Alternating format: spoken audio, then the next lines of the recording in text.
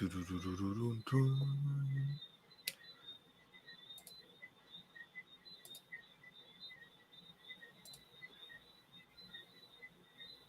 need some music for the back of this in London. That's what I was now thinking. What could we play?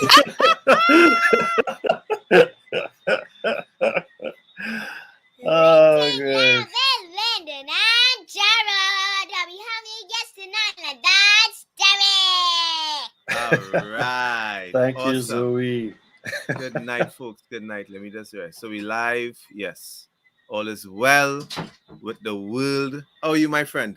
I am great. Good night, LinkedIn. Good night, LinkedIn. LinkedIn has our undivided attention tonight, JB. Yes. Because we're not on Instagram tonight. We are bringing a guest tonight, somebody who I met through London, and of course, love this content and followed everything. Good night, Paula. Yes. So I thoroughly enjoy things that Derrick's post. So one main reason, right? Ain't a deal. Good night, and that is because. Derrick, did you ever? We'll bring him on. Let's jump in. Let's bring him in one time, right? This is Derrick Williams. He's going to be our guest tonight. Of course, he will talk about himself and everything. But here's the one thing. What I love about Derrick is his slogan. I don't know if you ever copyright this, but you see, casual Friday does not mean casual effort. Casual effort. Yeah. One of the best sayings ever. Right? Thank you. Yeah. So good night, Paula. Good night, Aaliyah. To Vita. Good night. Vita, to Vita. Yes, I know I got that right. Nadil, good night. Yes. So I'm always excited when we have a guest because you know me, opportunities to get different insights. So yes, Derrick is again somebody who we know through Linda. Let me let him give the introduction, and then we're gonna get in just talking different things about sales development, which is I feel like he's in and practicing in right now. So guys, I have to let you all know that Derrick and I have I want to say it like this, right? Derrick and I think we've become friends. Very good friends. You know, but we've never, of course, met in person. And Derrick and I, we have some synergies in terms of the way that we're developing our businesses. And we've been following each other since maybe 2019 on Instagram.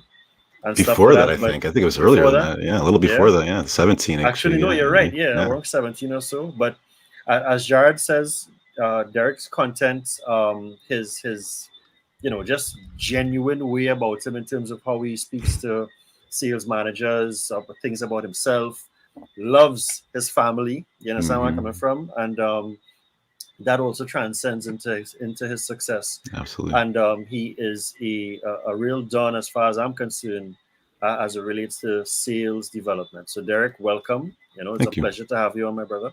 Thank you so much, guys. Thank you so much. I just maybe want to kind of open it up so you can let the folks and they know, who you are, where you are, what are you about, that type of stuff, and then we go straight into it. Yeah, I'll kind of try and work backwards a little. I might bounce around a little bit, but yeah, I mean, definitely. I guess I should start off with saying yes, we've known each other for a long time, haven't met, and the feeling is mutual. I follow everything that both Jared and Lyndon put down. And it's an honor to be here with you guys in front of your audience. And definitely, I say this every time we talk, I'm looking forward to the opportunity of visiting you guys. I know it's beautiful in California, but I have a feeling I want to get out there as soon as possible. It's been a dream of mine to get out into that area. So, and the introduction there, if I could get that on every Zoom call, that would be pretty dope. Bring her back. She's our hype person. Exactly. But yeah, so right now I do focus on sales development. I'm also double certified on Salesforce. That's another synergy Lyndon and I have had over the years, as he's hyper focused on the CRM and in sales enablement and those areas, and so am I. And I think we have our lanes merge there in a big way. And to kind of double click on that, so I work right now part-time with a consulting agency called Tenbound. They're pretty significant in their space, but that's in addition and on the side of what I do on my own as an independent consultant, helping companies improve or implement their sales development practice. And I've been doing the consulting piece 4 or 5 years. And it's been off and on, part-time, full-time. I've also held many roles as a head of sales for, full cycle sales reps, also for SDR teams. So I've been an inside sales manager. I've been an SDR manager. I've worked at companies like Dell, Verizon, leading sales teams. I've worked for a slew of startup companies, and most of my time is hyper focused in technology, technology companies, emerging technology specifically. And that's where the lane with sales development comes in, is helping particularly small companies scale their business, and getting from 5, 10, 20 million and north of that, using sales development as a growth accelerator. So I've wrapped my life around sales development. I believe in it in a big way, and Salesforce, the merging of tech and that strategy. So it's a pretty passionate field of mine. It helps that it pays the bills, but it's great that I get to do something I love. Nice. Here's the interesting question I have, though, because I know I don't know if Lyndon is thinking on the same wavelength as me. Delving a little more about what a sales development rep does, because in the Caribbean, you don't have that role being identified right now. All industries, I think, in sales are still about the point of where at most there's probably telesales, and technically everybody still does the role of sales and account management, right, and that SDR. So let's give people an explanation on what the SDR is, because it's a huge field and market with regards to the US. It's a huge part of all businesses, but I don't think we do it here in the Caribbean at all, and I think it's a missed opportunity. Yeah, a good question. And I won't give you the Webster's definition of sales development. I will put it simply that your sales development team is a group of people that's designed to get you in front of more prospects, more identified prospects, right? Spending more time with better prospects. That's at the root focus of a sales development team. You can get into the complexities, which I'm sure we will here, but at the end of the day, it's just really about getting sales teams, the closers, more shots on goal. So your SDR is effectively an opener. Lyndon and I, Jared, you probably do too. Watch a lot of basketball, and we'll even send plays back, and we'll comment and so forth. And think of sales development as an alley-oop. So if you watch basketball at all, kind of think of it as that motion of one person passing the ball to someone else, well positioned, well timed, so they can bring that down on the hoop. So backing it in there from an action-packed description, I would say that your sales development team is a mixture of people, process, technology, and data. All designed to accelerate your growth rate. It's really prevalent in SaaS startups. Salesforce really coined the term sales development rep with I forget the author's name; it escapes me.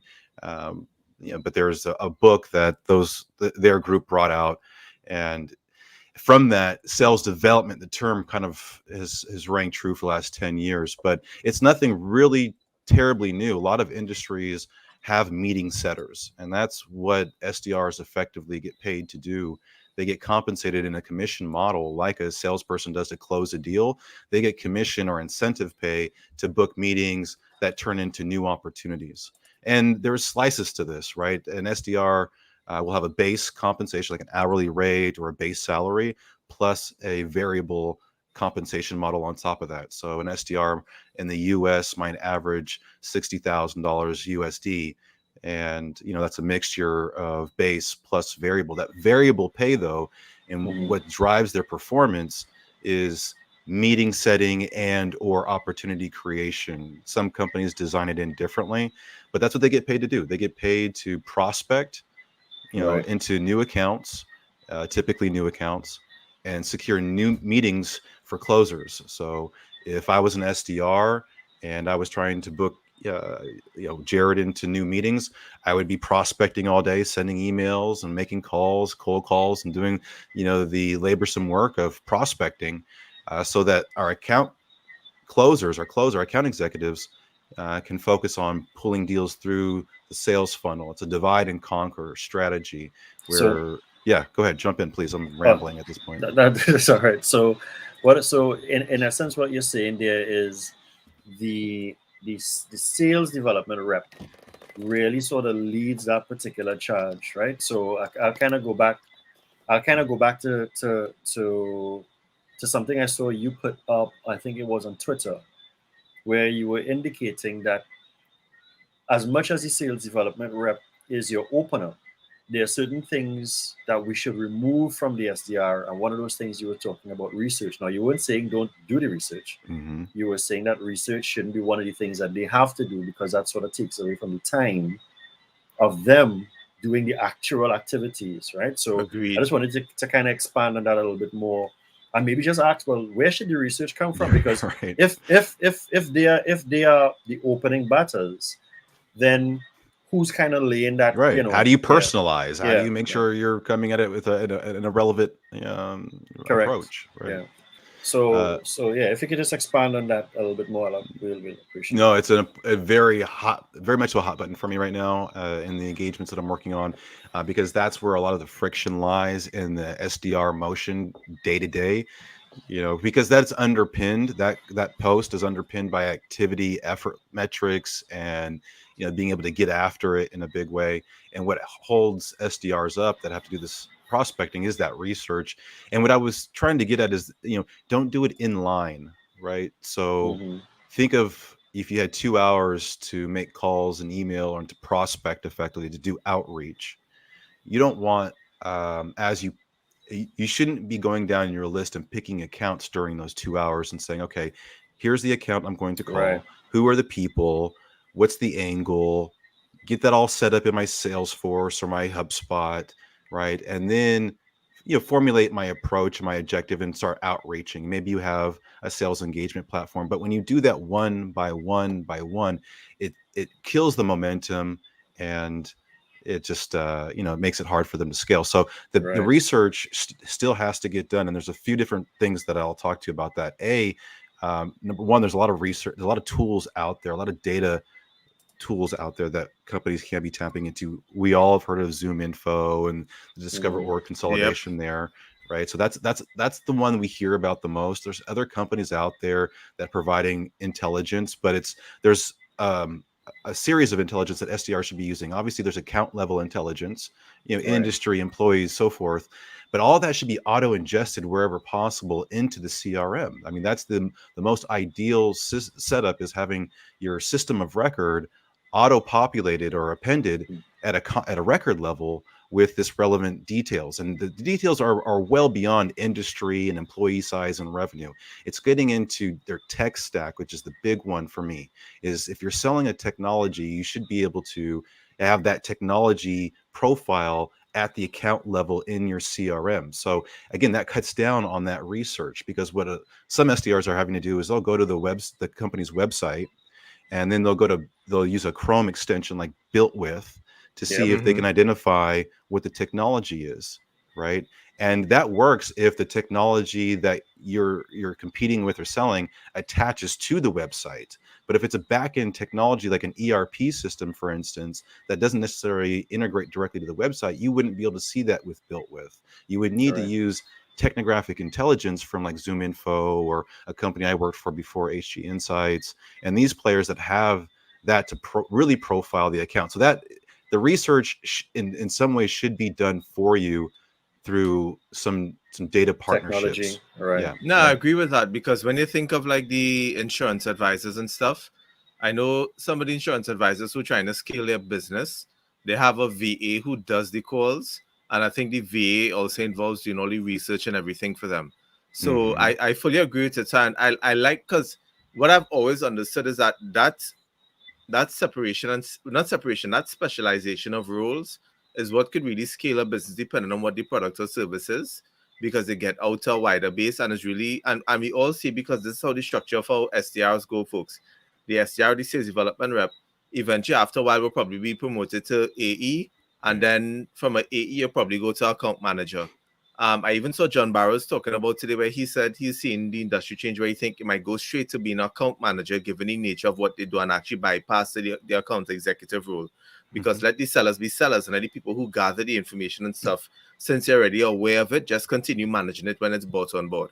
I would So, compete. I would argue that actually. I love mhm. I love you, Jared, and JB. I mean, he's the man. Obviously, but I don't know that you could jump that, because everything that we do when we design in a sales development role is very top level, right? You don't get Mhm. into the specifics of product as too much, and you shouldn't be. You want to be pretty much just dangerous enough to get the meeting and serve up a proper engagement. So I don't know. I just on the in reaction to hearing that an SDR who's been enrolled for a year and a half, who's been operating with a narrative very high level, not into the weeds of product specifics, then jumps into account management where you're break fixing and problem solution, and you're dealing with, you know, expanding existing accounts. I don't know. I think that takes a very in-depth domain expertise to take on that role. And by nature of sales development, it's in stages, right? You onboarding and development is meant to sort of be designed in at the SDR level, and then when you get into AE, you get to another layer of education. And account management, I think, is more parallel to that. So I think you could probably go either one, maybe, now that I'm kind of thinking about it out loud. But I think it depends on the industry and everything. Most people in SaaS, most go into an account executive, and that's because they're monetarily driven. They want the commission, and they're looking at how do they make more money and grow their career. Yeah. So exactly. I wanna add something. I want to add something there with that, right? So just to kind of do a quick reset to the folks who were just coming in. So hello Silva and hello Keisha. So we're talking about sales development, and we're talking to Derrick Williams, and for what you're saying, Derrick, that is, and Jared, you can tell me if I'm wrong here. That is like leaps and bounds from where our culture is here as it relates to sales teams. We still have sales reps who are doing the research, and doing the prospecting and trying to work towards closing the deal. Everything. So we still have, and that is the culture, that is the mindset here, right? Even with the tech companies, we have the memory banks, and we have the all the PBS techs. They still have sales reps that are doing that whole process. Everything. Right. And not really recognizing that, wait a minute, we could maybe start fast tracking. And as you said, the skill sets are different areas. So like those SDRs that are coming in, they are coming in green. So you're showing them how to do certain things, do the research, and go about making the calls and everything else. And then of course you have your account executives. And well, as we were just talking about the account managers, and for me personally, I have grown to like it. I'll tell you why I didn't like it in the beginning, because I was still stuck in the old school mindset. Yeah. And because I felt that it was making the account executives lazy, quote unquote. Well, I mean, there is some of that. I mean, that's not completely false. Right. Because at the end of the day, I do remember, I can't remember where the conversation was, but I do remember there was a conversation online about account executives just sort of kind of sitting back waiting for the A. I think it actually came from Morgan, right? Morgan Freeman, just kind of sitting. The account executives. I think you missed your calling, Linda. That was a good impersonation. Yeah. So, but as I say, now that I look at it, especially when we look at the work that needs to go in for a lot of growth and a lot of sales, really having a system, if you want to call it a production line kind of thing, as it relates to who's doing that first step, who's going to pick up on the second step, and of course, whatever happens. Can we just that assembly line that you're talking about? It goes back to Jared's question about the research. I feel like, and you could break it out even further. And I've seen companies do this. There's, I just relocated back from Santa Barbara, and there was actually a pocket of companies that had a role called like the sales development coordinator, and their job was to do the account building for SDRs before they were handed off to an SDR, before they got into the SDR motion, to literally do the research for them. That was their job. Is SDRs would be assigned accounts to go and pursue, and these coordinators would be aligned with these SDRs, and they would, during the day, try and hit as many 30, 40, 50 accounts as they could to build out structured fields in the CRM. So they hit the SDR's radar or to-do list. They already had names and phone numbers and titles and all that stuff that we have to gather when we're first working the account. That would be done for them. So again, it's just when it hits the SDR's plate, it's just about engaging, Engaging. Yeah. right? Yeah. So let And, me and let me and break. another example of this is Discover.org. Actually, I don't know if I should even be saying this, but Discover.org, when I was competing with them, one of their SDR managers shared with me that their demand gen team wrote all their sequence emails, right? And so Oh, SDRs weren't spending any time even building email cadences. wow. That was done for them. So that's how their SDRs were able to bang out 100 plus calls a day and really cover a lot of Mm, ground.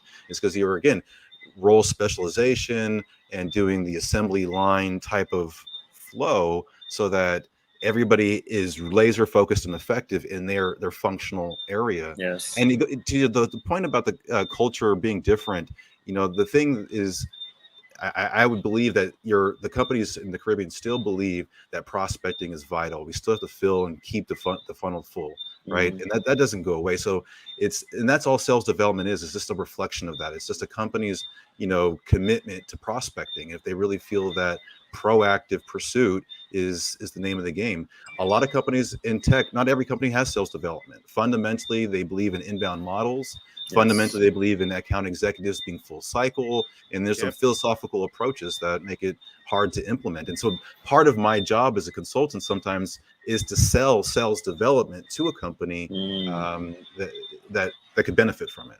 right. So I want to break this down on an individual level because I know we always have a group of a lot of entrepreneurs and we have some business people. So as an entrepreneur, and Derek, you could guide me along with this.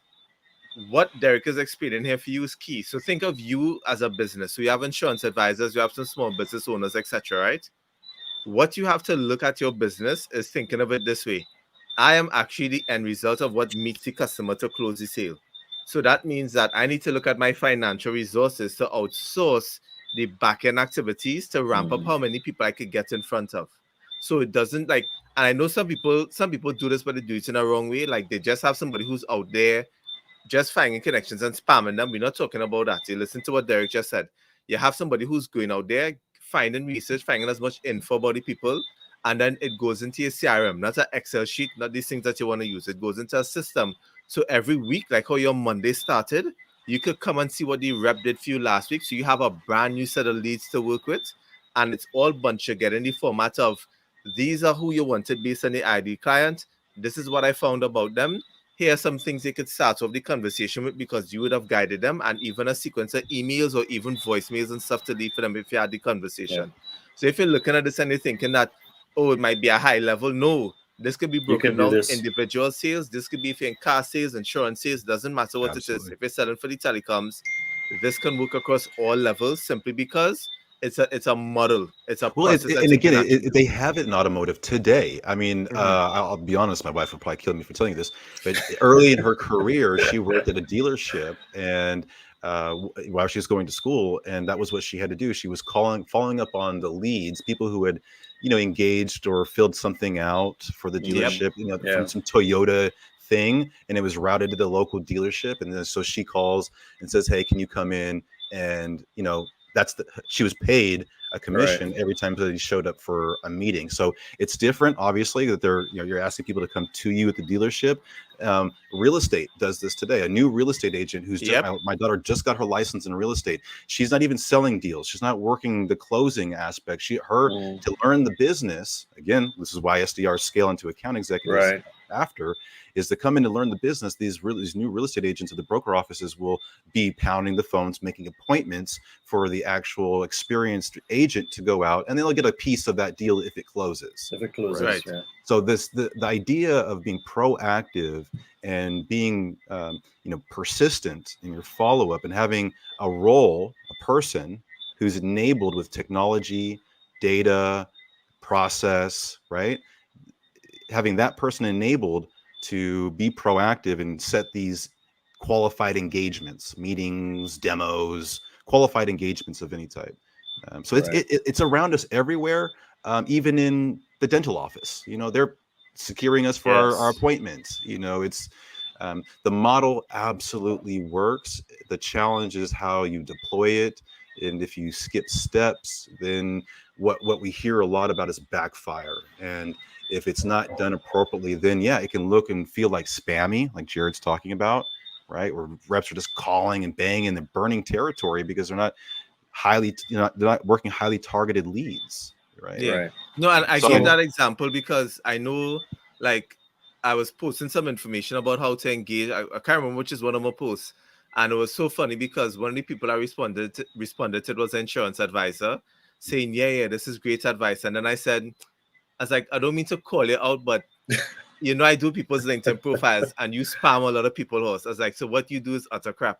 I was like, I Right. just had to call you out, and I'm like, this person has a admin assistant and their job is to send out 100 messages a day, copy and paste. And I'm Mm. like, the first question I asked, I Yeah. didn't want to accuse. I said, how is that working out? And they said, well, you just get a few. I was like, so it's not working if you're only getting a few, which Mhm. means the messaging wrong and the approach is wrong. So why haven't you revisited? Because again, every time I do somebody's LinkedIn profile, I have a 3-4 paragraph message that's copy and pasted from you.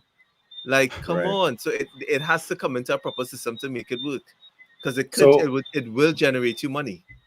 absolutely. so I love the fact, JB and Derek, that we sort of balanced off the fact that sales development isn't really a highfalutin SaaS or corporate entity, even down to the entrepreneurs, as you just mentioned, also your dental offices and your doctor's offices, they do these things. Right. All right.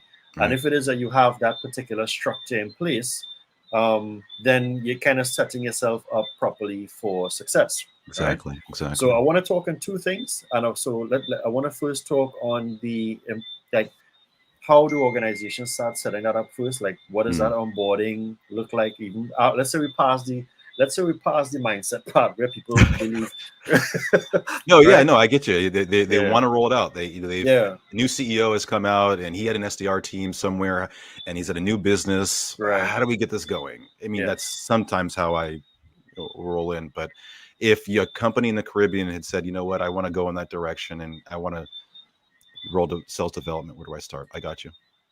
yeah. And well, the other one will just be the technology. So Okay. let's start with what would you say? As you said, that scenario, a CEO comes in, he said, "Listen, I've had the experience, I've seen the success of having an SDR team.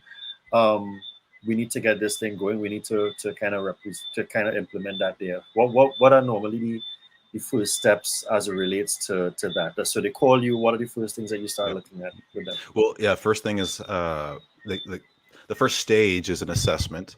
So, Right, a proper understanding of their business and how they're structured and understanding their position in the marketplace. So, looking to see if they have product market fit is a really important step. You wouldn't want to right, jump the gun with sales development if you haven't proved that you have product market fit. You'd also want to make sure that you have a relatively good win rate, meaning that you can close business, because it's right. irrelevant if you apply sales development to an organization that can't close. Right? It Right. doesn't Mm-hmm. matter So how many looks you could, get. could we pause there and just to make the point? So for those of you all are listening, so look, this is what Derek is doing here. So even though he is technically getting the business, you are not force feeding Mhm. sales development into the business. So Right. you are assessing to see if they are even ready for sales development. Am I Hmm. correct? Yeah, Okay, absolutely. Yeah, cool. absolutely. Because That's excellent. no, yeah. I mean, I'm an implementation consultant. So or in some cases they'll call us a fractional SDR manager. But the Hmm. idea is I come in and help you stand up a program, and then I ride off into the sunset after Right, 3 months, 6 months. Once you have a fluid program running and you have proper supervision in place, then the program is yours to manage from to that point manage. on, Right. right? So one of the things that if we have product market fits, right, if we have a good go to market strategy and plan outlined, meaning that our market to message is tuned, right, Hmm. we know what to say to prospects, right, what's working downstream in terms of that win loss analysis. Why are people buying? If we're using that information and we can bubble it back into a go to market Right. playbook, then that's the first thing, is making sure that things exist. Because if we have gaps in our go to market plan, you're going to have gaps in your sales development plan. So that's number one. Right. Then it's looking at the resource allocation around the program that you look to stand up. You have SDRs and AEs. We talked about that. You have to think about a sales development lead or manager. And so the first person you look to hire, if you're going to keep the team relatively small, is you probably want to have like a franchise player, right? a player you can build the team around if you're starting with one SDR, right? Right. Rarely would a company launch into 10 SDRs. You would start with one, go to three, go to five, go to whatever, right? Kind of just iterate and then make sure that you're getting the yield.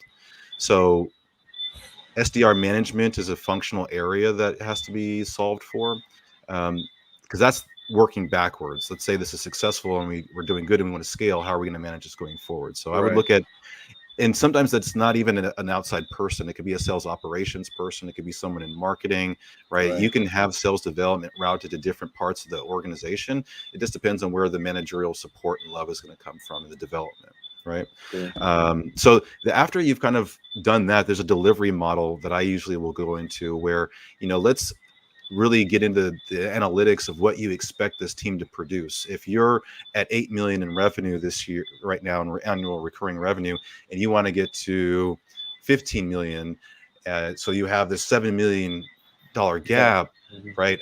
How much of the pipeline, how much pipeline do you need to get to the 7 million, and how much of that pipeline do you want the SDRs to contribute to? Do you want them to do all 100% of the pipeline, or do you have AEs still self-sourcing, and how much is marketing going to source in terms of inbound? So you have to look at those three different prongs of pipeline sourcing: inbound lead generation coming in directly from marketing and all the assets they're creating. You have Mhm. AEs who are still self-sourcing because they should still be prospecting, maybe Right. just more strategically. But then at that SDR slice, we need to define what that expectation is. And an average that I would say is like a 50% pipeline, some 25%, some cases 75% of pipeline expectation is attributed to the SDR team. So, okay, great. Now we know Mhm. what you need to get to your revenue goals. Now let's back that in terms of average deal size. Because if you have an average deal size of, let's say, $10,000, and you have an average win rate of X, and you kind of work back the Backwards. waterfall, Right. right? And then that dovetails into KPIs and metrics and overall capacity planning of what an SDR can do in a day to day. So now Mhm. you have the model that will tell you how many SDRs you You need need. to fulfill your revenue goals, right? Right. Yep. So once we've done that and we have that model in place, and I'm going to jump ahead of here, we got to go into competency building. What is it going to take for an SDR to be successful in this role? What are the core competencies that this person is? Technical aptitude, professionalism, creativity, integrity. What are the core competencies of this role? 7 or 8 things that you want to hire for, because that's going to Right. dovetail into the job description. Right. And so I'll then write a job description, help them post that. Once we've designed in the role, compensation is obviously part of that. We mentioned that Right. earlier on, how much we pay. So all that gets designed. That's phase two. So it's assessment. And then we go into a design model, all these things that we're talking about. Right. Once we've Okay. designed in, let me just jump ahead. I know you're itching, but the next stage is then we go into a recruiting and hiring model. Right. So then I would act or operate on behalf of the company, or if they have in-house management that's running this program, they would go into a recruiting program. They would place the ads, source applicants, and I've found that for about every 30 applicants, you get one SDR hired in terms of ratio. It's just what I've seen in new implementations, as well as expansions where you have a small team, you're going bigger, and you hire a multitude of SDRs. Just what I've seen on average is about 30 applicants to one hire. So that, and if you know how long it takes you to get 30 applicants, then you know about how long it's going to take you to fill these To roles. fill the roles. Right. Okay. Right. Cool. But So oh, no, I just wanted to say one thing there, and for those who's listening, especially on the recruitment side, notice the amount of work and detail it takes to really put the right structure into developing your sales, and also not really copying and pasting a job description, because you want to understand competencies.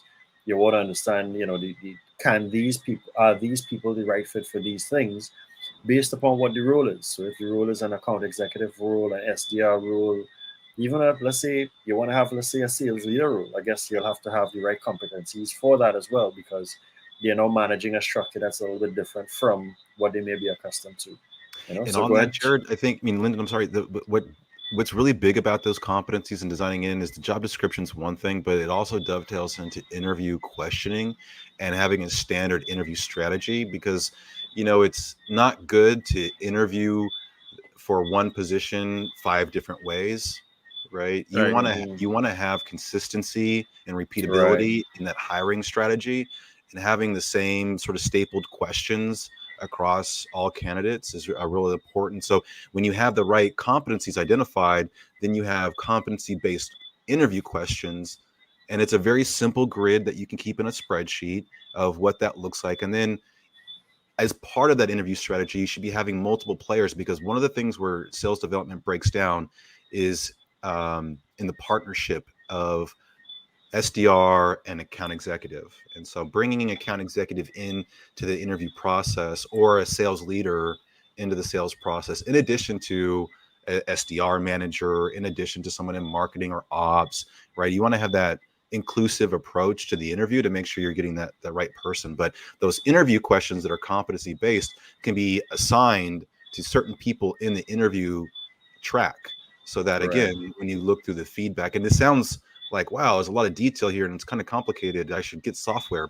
It's all just a simple spreadsheet at the end of the day, and some project management. And you can really have a good structured approach to not just, rolling, designing, and sales development, but executing, getting into hiring the right people. And then the next part is onboarding. So there's a new hire Mm. training and onboarding plans that I put together and work with the team on, and then we'll help in that training. So obviously I'll help with sales training and salesmanship, how to use the technology tools, and what the process flow looks like that we've designed in, right? And then we'll work with partner members of the company for domain expertise, because I may not be an insurance expert, I may not be a engineering expert, depending on what they sell.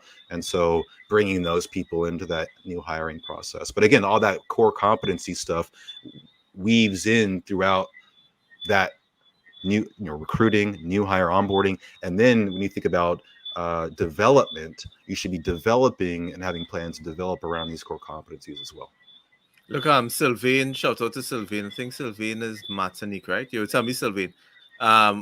This discussion is definitely for you, Derek. What do you think about the growth of artificial development? I love it. I love it. Intelligence. The predictability. It's Love. all about predictability. I love it. It's I think we're reaching a point where we can start relying on it. We have the data out there, and the last, that we've been, the signals have been collected, and I'll give you an example. Like, I'm focused on Salesforce, and the Einstein tool that they have built into their sales velocity module is really, really polished. And so using artificial intelligence to predict the best time to call, using, and who to call at the right time, Mhm. and What's all their of these. personality? Because the tool Krista knows that the individual's personality. Mm-hmm. Tons of great things. Right? Can I And can I'm I add? Sorry, I just wanted to add to that though, just for context on our end. I think the biggest hindrance to AI, because I got exposed. I met what's the name of these people, JB, that you got the gimbal from software, vanilla soft. Vanilla Soft, right? I was able to meet Vanilla Soft in 2019, and then I was in a particular section in Inbound where they were all AI. Our biggest challenge with AI, I think, is our data, or the cleanness of our data. Yeah. And I know that we will have an uphill because we don't mine data. Speaking for the Caribbean here, Derek, because we don't mine data properly, we will have a problem where AI is concerned. Someone would really have to come in and show us how to properly mine the data, or what types of data we need to pay attention to, because there's so much information. You may Right. be paying attention to things that could maybe take you down the wrong path, or it's not going to bring you. It might be good data, but it's not going to. It's not a data that's scoring on one of the higher leads that you need to pay attention to, that type of thing. So I think our biggest challenge with artificial intelligence is the data that goes into AI. But I do love the question from Sylvain, because Yeah. it's where I believe we need to be in the Caribbean, but we have that challenge here with It's lead and account scoring 2.0. I mean, Mhm. it really is. We've been Yeah. trying to emulate what the system can do for us for a long time. So, Right. it can look at the signals in your CRM, and the longer you have it turned on, the better it gets. There's a learning period for sure, Mhm. and So and it depends. It's a big question, right? It's too easy to say AI. It's very broad, right? Yes. In what context, I would ask. In sales development, where I go to is predicting the best lead, the best contact to call and get a meeting with at the right time, right? And having using AI to tee that up for me and tell Hmm. Yeah. me this is who you need to call and when, and effectively what you need to say or talk to. So And And I think what some sales reps always get worried about is the fact that AI is going to take away their jobs. And I would always say AI takes away the jobs that can be automated. At the end of right, the it day, takes away I the don't stuff you think don't with want to how do. many yeah. technologies out there, the Yep. rep, right? And so, Right. and actually, here's what AI takes out mediocrity and AI takes away the mundane tasks. So for me, I'm excited. If I could get Yeah. somebody to Hmm. write out and do all the stuff that I need to do in certain tasks, and I could just click send an email or just review, I'm Well, all for that. that's the But beauty of the AIs that are app specific. That Yeah. yep, it's the AI that we build ourselves that we try to apply to a program, and we have to manage that machine learning. That's tough. That's hard work, right? Hmm. But when you have AI built into a program like Salesforce, I mean, they have some pretty brilliant people over there working on some of the best AI in the world, right? Right. So I think it being able to predict leads, you're not asking for a lot. I think from that AI engine, right? It's who right leads, right context, I just think contacts. it gives you the ability to sell Yeah, better. yeah, Like that's really without it. a And doubt, it's the ability to be a better sales professional for your customer and earn more commission. but So I get the and hesitation. It's because like any other technology, it could backfire, and if not yeah. applied and implemented correctly, yeah, there could be some Yeah. tension points. I Agreed. would say there too, because I think the question kind of take us into the direction of one of the points I wanted us to talk about, which was technology. Yeah. And I mean, we technology is so important to our business now, right? And excuse me. And again, I'm speaking of it from on my end. We still have people who are stuck in Excel, Yeah. you Yeah. know, Yeah. and they If try you're to run using their Excel, business. folks, just unfollow us right now. Stop, like, turn off your light. Excel not helping your business right now.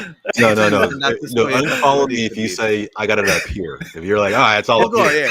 yeah. There's still people doing that. No, but oh, and by the way, yeah, by the way, let's put it in real, because again, I talked to a lot of sales trainers out there. So like Victor Right. Antonio used to tell. I remember he told me he was writing out a company's sales process because they didn't have a sales process.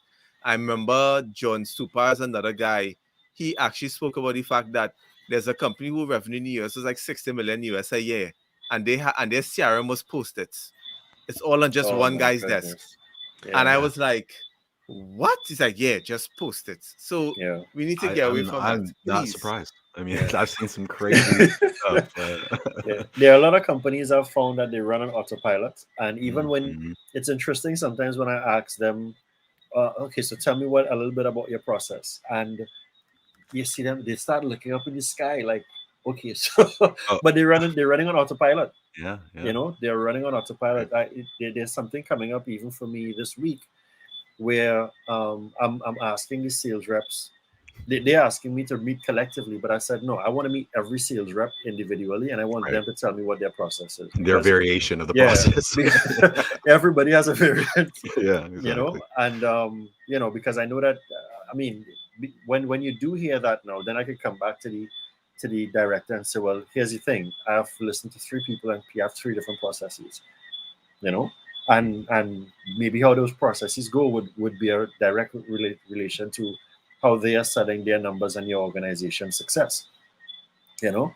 But again, that falls back into your technology being CRM, and there are certain things within your CRM for folks who would be listening is that you you can now build certain things. You build your process in the CRM, and you can put layers in your process, meaning that you could have stage one, and then you could have three things that need to happen in stage one before you go into stage two.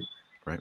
So at least you're securing that all your boxes are checked before a lead moves over to the other stage. And I mean that's when you really want to take care of your business, and Yeah, you can't do those things in here. Right. You know. Yeah, And of it's course, being data driven, right? I mean, that's at the end of the day, the exactly. technology is great, but the technology is only as good as the data that we put into it, and that's really its intended purpose is to, when you flesh out all those fields and validation rules and workflows and process builders, it's so that you can end up with reliable data that you can use to inform your process, inform your business, and make better business decisions, right? Hmm. Do I need to hire more people? Am I going to hit my number?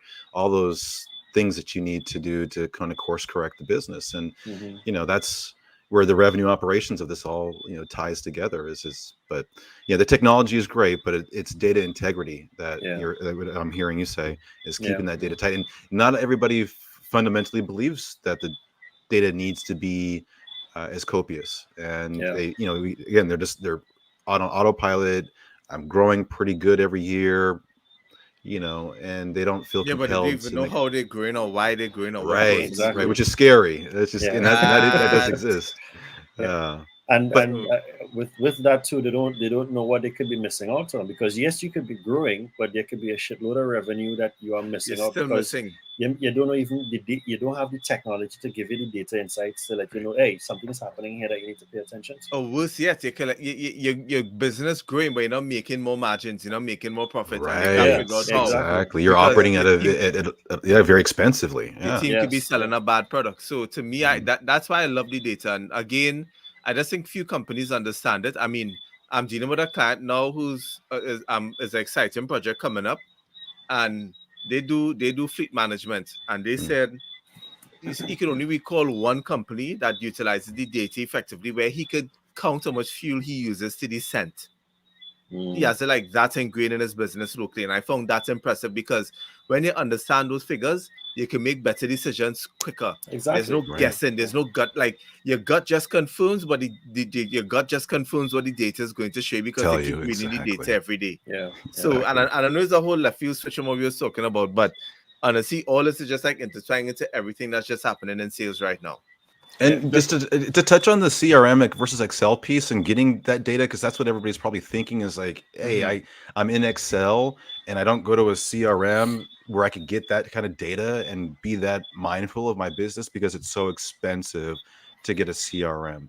And HubSpot, Zoho, even Salesforce, they have these, essentials or these Hmm. basic entry points. And Yep. it's not expensive at all. I pay $35 a month for my Salesforce instance. That is not expensive, folks. I'm Yeah. sorry. Yeah. Not when Like you I can was get gonna this bring up level that of point. detail Exactly. and CRMs Yeah. aren't expensive. They right. Yeah. aren't. Stop the Exactly. nonsense compared to what your It's not business just is an doing. enterprise thing that the big boys need to have. Yeah. Yeah. Right. That's Like just correct. stop Yeah. it. It is like that is so vital. Like I just want to automate stuff. Like and I mean even Lyndon will feel proud. Like I finished met with the team last week. I send them an email using my CRM. Everything is logged in. I've been next to the cadence set up for them.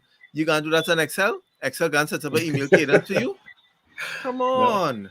Yeah. Like it's But just the efficiency of running your of business. yeah, and Excel I'll is say just this. manual. Yeah, I'll say this too, right? Even when it comes down to, um, because all right, coming from a sales manager's role, and we could touch on these guys a little bit because they are really really important. So, doing a review with a client, a rep from a client last week, and after getting all of his stuff properly into HubSpot and setting up his KPIs and stuff like that, and I am paying it, so I'm just the consultant, and I'm looking at his stuff, and I'm saying, what do you do in the day? That kind of thing. Like I haven't seen anything move over the last week, you know. And he's explaining to me, well, because no, that was a legitimate question. So Mhm. tell me a little bit about what you're doing. And he explained to me the meetings that he has to have, and this. So I'm saying, well, you're not selling. I'm not seeing templates going out. I'm just not seeing any sort of activity. No And revenue if you if generating your activities. KPI, and this is what we're talking about, right? Because when it's time now to really know, from a sales leadership standpoint, ass- how should I say, properly assess this person's performance. Mhm. You don't get that properly in an Excel. It's a little bit ambiguous because I might say, well, Derek, I ain't seen any making enough calls, you know. But how could you know that? Because I have to take your word for it that you did call this person, but But outcome really and based. truly, They're basing it on outcomes. exactly, yeah, Which is too late. There's no, and that's the whole point of the exactly, KPI is yeah, a leading indicator. It's supposed to help you determine what's going to happen after that, right? right. And So, yeah, I'm with you. again, when it comes down to again your sales development, when Hmm. it when you're looking at now taking this performance review and helping develop this person, because I try to not I don't encourage CRMs to just look at the people who are not doing good and you want to whip them across the back or something like that. But you use your CRM to help build your team, and you Right. can be proactive as a manager to say, listen, I'm not seeing certain things happening here. Even as it relates to your business, I mean, I have a single shop, but I use my CRM often. And I could tell, wait a minute, these opportunities are going to come to an end soon. Let me see exactly what is it I have coming back into my funnel, because I know my sales cycle, I know average deal size, all of that stuff as an entrepreneur. Right. So the CRM, the technology, guys, is extremely important. One, building your own business as an entrepreneur, but Yep. also building your business, building your teams, as we have in the conversation about sales development, using the technology now, not just to find business outside, but to now develop and nurture that team internally. Right. You know, Correct. yeah. Actually, So on that, I have a question for you guys. sure, Yeah. If I could, I know we're And running just down on by time. the way, folks, if you're listening and you have questions, send us your questions Chime as in. well. Shoot, Derek. So I have a poll going on LinkedIn right now, and it's reaching 6,000 views, 100 excellent. votes, and it seemed to spark something amongst sales and sales development people, whether they're in management or on the front line, and it has to do with KPIs. So the question was this: do you feel that um, hitting your daily KPIs equals a honest day's work? Right. So you mentioned a number of calls, number of emails, maybe a number of Mm-hmm. conversations, maybe a number of meetings that need to be set. Right. Hmm. There's these activity metrics that we really need to focus on a day-to-day basis to get to that deliverable that we talked about revenue and pipeline creation by end of year or whatever time period. So you Hmm. got to get it back to the day, into the almost to Right. the hour, right? Like what do we got to do every hour to get where we're going? That's, we're all rowing, right? Yes. And so my question to you guys, and I don't think there's a yes or no. I think there's different people interpret this question differently, Differently. right? So if I hit my KPIs that Jared, my manager, has outlaid for me, I need you to make 100 calls today, and I make my 100 calls. Did I work an honest day's work? If I hit a 50 calls out of my 100 calls, is my work not it? Did I not As not as honest? Did I legit. Yeah. my Yeah. work ethic, does my work ethic come into question? I guess is it not an honest day's work then? What do you guys think? I I would say um I would say no. I don't think that it represents whether it's an honest day's work or not. Because for me, I might end up asking the person, what's the challenge? I've learned to not judge, so I wouldn't judge the person to say, well, you're not doing your work, type of thing. I might more say, well, tell me a little bit about what's happening here. That's how I might look at it. So I would say it does not how does the question go again? Does it Yeah, does it represent the honesty? represent an honest day's I have it work? here. Yeah, does it Yeah. represent honesty's work? I And make don't sure want you guys if go on and take the poll, by the way. yeah, most definitely. So I would I say, gave my same answer as before. oh, Oh yes, Jared, tap in. What was what was your your answer, what's your JB? perspective? I said no, but I Oh, said it from why? the Yeah. perspective of a lot of KPIs don't measure the right things with regards to the success of the individual. That was my Right. concern There are, because and I you remember, mentioned that earlier. There are a lot of yeah, sometimes it's all effort based, where it's just make 100 calls. All right, well, by any means necessary, I'll make 100 calls, and so then I yeah. hit my 100 Like calls. and I've seen SDR say like, and I've seen these stories like on tons of videos where they have like numbers stuck up on their wall in their desk. Right. And if they're trying to make the 100 and they don't have numbers to call, they call those numbers just to Yeah. log it in. Call the 800 number So 5 Yeah. times. Yeah. Yeah. yeah, But let's so pretend for a second that the metrics are the right metrics. Remember the delivery model that we talked about earlier? We backed it in and we went to some safe assumptions, right, based on business and best practices and benchmarks in the industry. And what we've seen at multitude of SDR teams. So we think this is the right blend of activity on a daily basis. And if we are successful in here, then we'll get to the end of month and a quarter end of year goals. So, and remember, when we wrote the job description, we said this is the job. So Right. I Yeah. ask again, if shooting for your KPIs and working your ass off, excuse my French, to get to those KPIs, if that's not an honest day's work, I mean that's literally how the role was designed. Mm-hmm. What is an honest day's work then? Because I know the outcome is all about outcome, and people will say, well, what's the revenue and what's, you know, and then some will talk about mental health and, let's not promote exhaustion That and is burnout. expanding too Right. far. I think in Exactly. your context, exactly specific for what it is. If it is, let's just say in a perfect world, if all the KPIs match, and it definitely, actually, let's put it this way. Once the KPIs match, it means that if I'm doing an honest day's work, it means the company seeing an instant result from the work that I'm putting in. So I would say yes in that case. I Mm-hmm. just think, as I say, given the current circumstance, just for me, I just think it's a no. And as I say, unless it's that specific scenario. You're right. And because By the getting way, John KPIs Outridge right actually, is yeah, hard. Yeah. correct.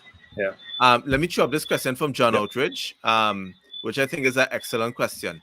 How scalable are these cloud CRM systems? I hear from persons that after a certain scale, the cost becomes prohibitive. Right. So you want to go first, Derek, as the guest, or Yeah. do you want me Yeah. to I'm go? happy to take that. All right. Yeah. Yes. As you grow, it does become more expensive, I guess you could say. But it's all about that return. And yeah, is your business growing in alignment with that?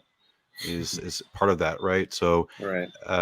yeah, you don't want to over invest and over structure your business and think that technology is going to solve the answers. But I think when you go to these upper packages, these next levels, and you start adding in bells and whistles and additional integrations, naturally you are going to have an inflated cost component. But if we're looking at the customer acquisition cost model of your business, as your business grows, they should be a good margin there, right? And so that's how I Agreed. would assess, Yeah. am I going to get a return on this next piece of technology or this next, Right. level, right? I'll give you just a quick example. We mentioned earlier the $35 price point for Salesforce per month. One of the things you cannot do with Salesforce at $35 a month is you can't get product line items into your opportunities, which is a Mm-hmm. downside, right? Where Yeah. you can't, it's hard to get product detail specific forecasting and all the back end reporting that you might want to assess your business. How much of what product am I selling to what companies and what industry, and really getting those slices of data down. So, and there's more to it, right? When you get into the quoting and line items and all that, that Yep. functionality is hindered. Is another thing. The data loader, I learned this the hard way with a client recently, unfortunately, is that in that model you can't append opportunities at mass. You can't do field updates with data loader because you have this Mm, package. So you have to go to the right. next package up, which is about 300% more per month. It's a big jump. Oh, He's right. right. That's a big But jump. again, are you getting the return on functionality that's going to fuel your business, and can you justify it? But Right. that's the beauty of working. I think, just to be a little bit of a selfish plug here, that's the beauty of working with guys like Lyndon and myself, is we can right size this for you as you move along and help you make those right decisions, and you're not doing it alone. Yeah. So I What are just your want to thoughts on add. it, Lyndon? I Yeah. just want to add to that, and it's to kind of it would kind of touch on what Derek said. I do have a few clients who would have said, "Oh, $800 or $375 for HubSpot seems expensive," but I always tie it back to what return it is that you're looking for, Okay. And yeah, I've even had customers who say, "Okay, well, I'm willing to go to start with starter, and then we'd like to move up," but I would always say, well, if you're looking at move, let me give you this example with a client from last year. They're starting off at starter. One person was interested at going up to let's say $800 a month at pro, and one individual said, yeah, but $800 is a lot of money, and I had to say to the guy, yeah, but I don't expect you to have the same revenue target if you're taking on this particular expense. Right. So Mm-hmm. everything has to be scalable. And as Derek would say, if you're working with a competent enough consultant, the goal will be to say, okay, this expense needs to be offset by a particular revenue, and that type of stuff. So and this is how you go about scaling your business to work towards hitting those opportunities, because there are a lot of CRM providers who will just sell you software. You Right. don't have Yep. a lot of people who are CRM providers, but they also have competencies in sales enablement or sales dev. So that's where the gap is too. People can sell you the software, but they can't really help you build a strategy around your business to kind of make sure that your revenue now matches that expense. So that's my 2 cents there. Let me just drop in Sylvain's comments here. He's saying KPIs have to be this to the last question. KPIs have to be considered a whole into lead management life cycle. Few phone calls leading to the sales target is okay for his managers. Because of the results. If your manager's smart, you don't need to make 100 calls to target. Yeah. Mm-hmm. Work smarter, not right. harder. I mean, nobody's Ma- trying to make you make 100 calls. It's just, if you have poor contact and conversion rates, that's why you have to make 100 calls. But if you Yeah. are laser sharp in your messaging, you know what the hell you're talking about, and you're savvy in navigating sales conversations, then yeah, you don't have to work as hard because you're super effective. Yeah. Exactly. Jai is saying, I would say it's dependent on doing your OKRs, objectives, and key results. That is where you Mhm. do the work that you meet your KPI, which is the milestone. Yeah. Mm-hmm. Yeah. Not bad. And then, I Sylvain agree. is asking a hard question. Salesforce or Dynamics 365, Derrick? Yeah, I'm biased. Salesforce. I've done I recently went through a review. I was taking a company off of a very legacy CRM. You probably have never heard of it. It's called Goldmine. It goes back Woo, never. 20, 25 years pre-cloud, right? And they were using this as a locally loaded piece of software. Anyways, we were getting them off that into a more modern CRM, and we went through all of the gamut. We went through Dynamics, we went through HubSpot, Zoho, Salesforce, and they settled on Zoho at the end. But we went through the Dynamics review many times, and it was a very close finishing point. One of the things I like about Dynamics is it does have some sales engagement functionality built into it for sequencing, and it also has you get a special price point with Sales Navigator because obviously it's a Microsoft product, Yeah. right? And so and that's a natural, like every SDR uses LinkedIn Sales Navigator, and there's a proper integration built into Microsoft Dynamics more so than any other CRM on the market. So if you're really leveraging Sales Nav, you get a lot of value out of Dynamics. But Dynamics is really slick. It has everything you need. It's a modern CRM. I would not say I have nothing negative to Right. say about it. I'm just biased towards Salesforce because that's where my expertise and experience lies. Exactly. All right. So I know we Cool. had okay, I don't know if Puss had any more questions. Derek, I just enjoy the insight because I think, but I would honestly say I know for some of the audience, even myself, some of the things discussed might have been on a high point. That's why I was trying to bring it on so people could understand. But I just think for any type of business, if you're trying to grow, I seriously think a SDR role is super key. Like that could Yes. just scale your business tenfold. But because and you see, businesses don't understand this. A rep today cannot submit paperwork, meet customers, do prospecting, do research, and fill in their CRM. Mm-hmm. That is 5, and then drive on the road, eat lunch, do their daily tasks. You're Yeah. not gonna get the best out of a rep. You have to let these specific roles drive the revenue in your business. So I just think it's something that should be developed here in Trinidad. I wish it could be in more companies because they would be blown away by the kind of growth that they could get by just implementing something so simple. So I appreciate you coming and dropping some of your knowledge and experience in it. No, hey, Yeah. happy to be here, guys. Thank you very much. Have a great evening. I know it's late over there. And remember, casual Friday does not mean casual effort. Let's get it. Remember that, folks. Oh, Derek, if you could just let everyone know where they can Yeah. find you, your handles and stuff like that, please. Yes, Derrick is 3Link Sales on Instagram. So at Derrick, DERRICK, 3Link Sales. And, I'm Derrick L. Williams Jr. on LinkedIn. Derrick is 3Link on Twitter. Those are probably the 3 places you want to check me out. Cool. And, I'm on the daily, on the social. That's how I know these guys. That's how we met, is on Instagram. Power of social. Don't social selling and social networking. It's a real thing. Let's accept the new reality and embrace these new relationships that we can form. I've really No, and I appreciated agree. this, guys. And I don't know if you saw the latest. This integration has been here. I wouldn't say a while, but a couple months. I love the fact now that on LinkedIn, I could just immediately start a Zoom call with somebody I saw that. Did not know. in the chat. Yeah. In the Oh chat. yes, I did see that. Yes. That It's like we can is do on powerful.